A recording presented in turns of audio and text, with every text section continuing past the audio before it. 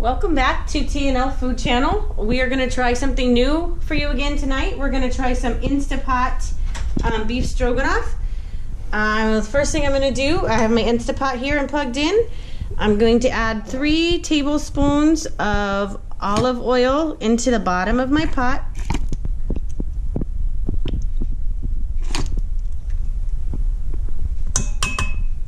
And in with that, I'm going to put 2 tablespoons of butter. Then I'm going to put my pot onto saute and let that start to melt for a few minutes until the butter and the oil are mixed in together. As you can see, I've got some nice bubbles going on here in my olive oil and butter mixture, and it's turning a little brown, which is exactly what we want it to do. So I have about a pound of some stew meat here that I pre-seasoned with some sea salt and plain black pepper. I'm going to put that in there and just let it start to get browned. I am not going to cook it all the way at this point. Okay, so my meat is getting brown, but as you can see, it still has some red to it. That's exactly what we want it to look like. We did not want it to cook all the way. So I'm going to use a slotted spoon and take my meat out and put it back in my bowl. And then we're going to set that aside for a few minutes. A chopped up large onion. I'm going to put this in the butter and oil mixture as well, along with the meat juice that cooked off the meat when it was browning. And stir that up, get some of the juices on the onions, and we're going to let that cook for about 2 minutes.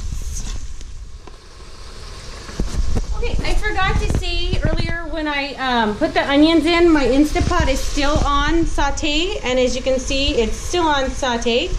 I'm going to put in 4-ounce cans of mushroom stems and pieces. We did get this recipe from PressYourLuck.com. He used fresh mushrooms. We modified it a little bit and are using canned mushrooms. He used 16 ounces. We're using 8.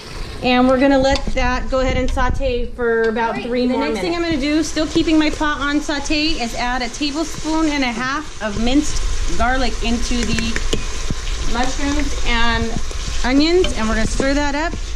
And we're also gonna let that cook for about a minute. Next thing I'm going to add on my saute mode is 1/2 cup of reduced sodium beef broth. 1 tablespoon Dijon mustard, and 1 tablespoon of Worcestershire. We're gonna stir all that up, and we're gonna let all those flavors cook in for another minute. Okay, so this is all good and sauteed now. Normally at this stage you would deglaze the pan where you try and get anything that's stuck to the bottom of the pan, but somehow I don't have anything stuck.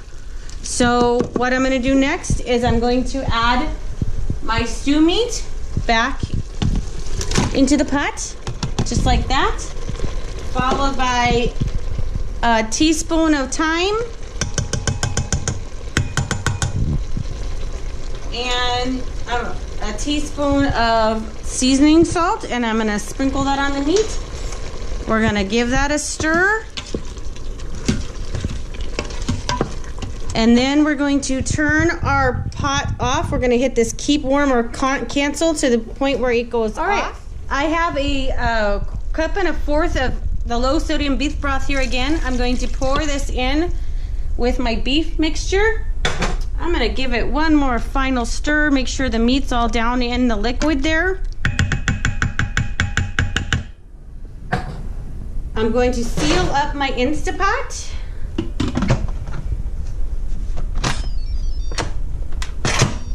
Lock it down. I'm making sure it's on sealing, which it is. Then I'm going to push my manual button and put the time down to 7 minutes. That's all it needs to cook. Instapot has indicated that the 7-minute pressure cook time is done, so I'm going to go ahead and flip my vent to venting and let the pressure release. All the pressure has been released from the Instapot, so I'm going to go ahead and twist and lift the lid up.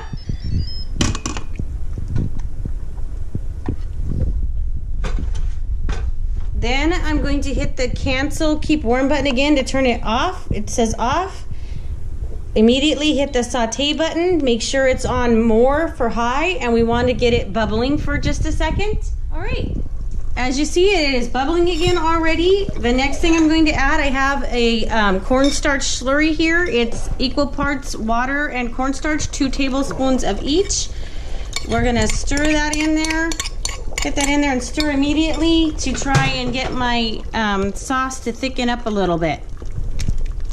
All right, so now that we've got that all mixed in and it's still bubbling, I'm going to add in a packet of Lipton beefy onion soup mix. And we're gonna stir that in. And as soon as we get this stirred in and it bubbles for a minute, we're going to turn the pot on to keep warm and let the bubbles die down. Okay, so it has gotten nice and thick and nice and bubbling, so I'm gonna go ahead and do the next step I was telling you about, and I'm gonna hit cancel, which will turn it off and let the bubbles die down. I'm getting ready to do the final step for my sauce now. The bubbles are pretty much gone, so I'm gonna go ahead and scoop in. This is 1 cup of sour cream. We're gonna add that in there. And I'm also gonna add, I have some Philadelphia garlic and herb cream cheese here, and it's 7.5 ounces. So we're gonna scoop that on in there. And we're just gonna stir it until all the sour cream and cream cheese has melted in. All right, so my sour cream and cream cheese has melted nicely into my sauce. And as you can see, I have a nice light brown hearty sauce with mushrooms and meat in there. And it's all mixed in together. While all that was cooking, I did boil up about 3/4 of a bag of 12-ounce bag of medium egg noodles. So I'm gonna go ahead and scoop this into our sauce. We like to mix our sauce onto our noodles. So we're gonna put that in there. I'm gonna stir this up and get the noodles all covered in this delicious hearty sauce. I am going to give one more shout out as I'm doing this to Jeff at PressureLuck.com for inspiring us to try this stroganoff meal. We are really looking forward to it. It smells fabulous. Amazing. You guys can go ahead and go to PressureLuck.com or his YouTube channel and check out his recipe. You'll find a few subtle differences between his and ours. We're going to get ready to plate this up and enjoy, and we hope you give it a try. Thank you.